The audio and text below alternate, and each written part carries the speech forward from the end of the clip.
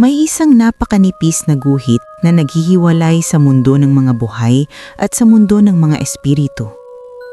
Marami ang naniniwala na sa panahong ito ng teknolohiya, wala na ang ganitong paniniwala.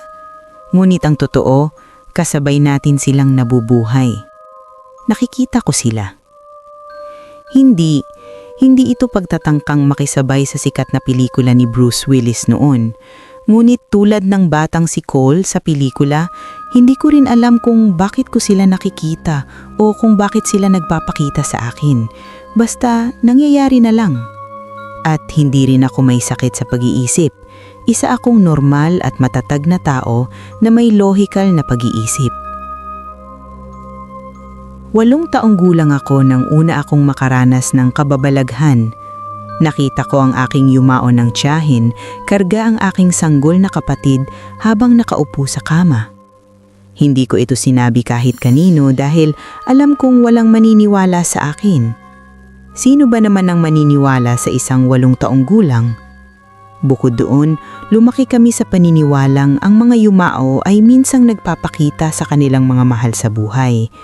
May mas matanda pa nga akong pinsan na nagsabing nakita rin niya ang espiritu ng aming tiyahin. Ang problema, pagkatapos ng pangyayaring iyon, parang dumami na ang nakikita ko. Mga espiritong naglalakad, dumaraan mismo sa harap ko, tila walang pakialam sa kanilang paligid. Hindi naman ako agad natakot sa mga aparisyong ito dahil wala naman silang ginagawa sa akin. Mga saglit lamang silang larawan, mga aninong nariyan ngunit hindi tunay. Para lang itong naglalakad ka sa kalsada at biglang may tumawid sa iyong harapan. May sandaling pagkalito, pagkabigla at pagkahumaling, pagkatapos ay magpapatuloy ka na. Ngunit kailanman ay hindi ko inakala na makakaharap ako ng isang multo na kasing horrible, kasing galit, kasing disturbing, at kasing ganda. Nangyari ito 1 taon na ang nakalilipas. Kakalipat lang namin sa isang bahay sa Dimasalang Street, Baclaran. Maayos ang bahay, bago pa nga.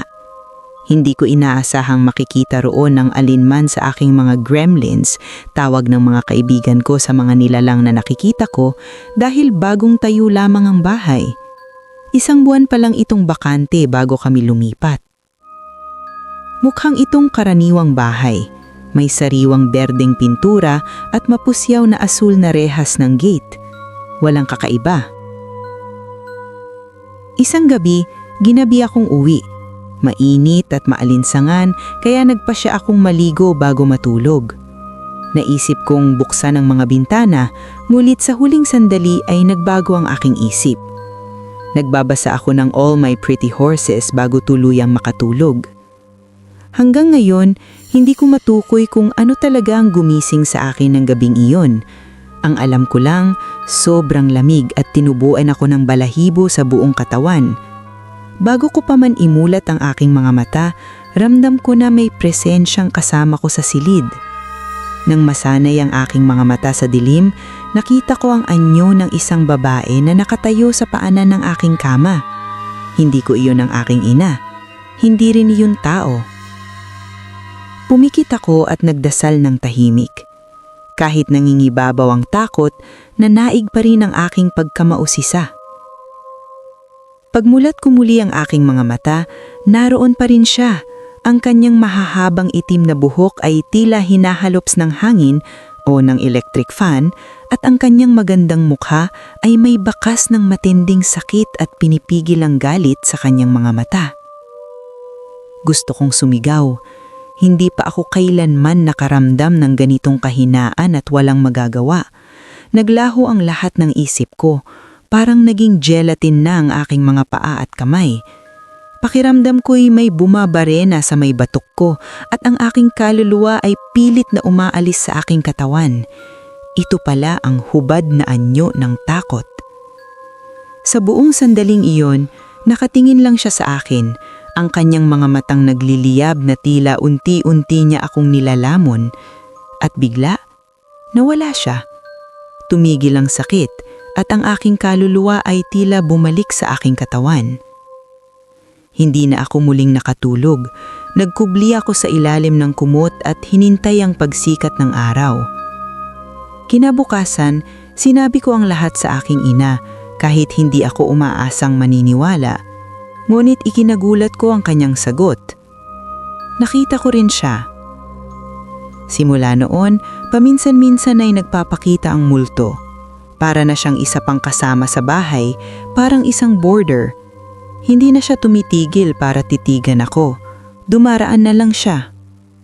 Ngayon, sanay na ako sa kanyang presensya. Hindi na ako kasing takot gaya nung unang gabi, kahit pa minsan ay makita ko siyang dumaraan sa dingding ng banyo habang naliligo ako.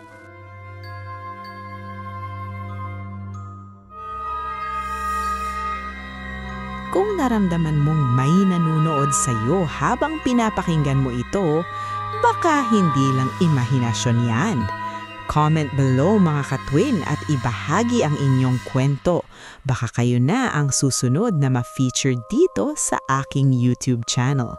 Huwag kalimutang mag-like, subscribe at i-hit ang notification bell para sa mga susunod pa na nakakakilabot na kwento base sa totoong pangyayari.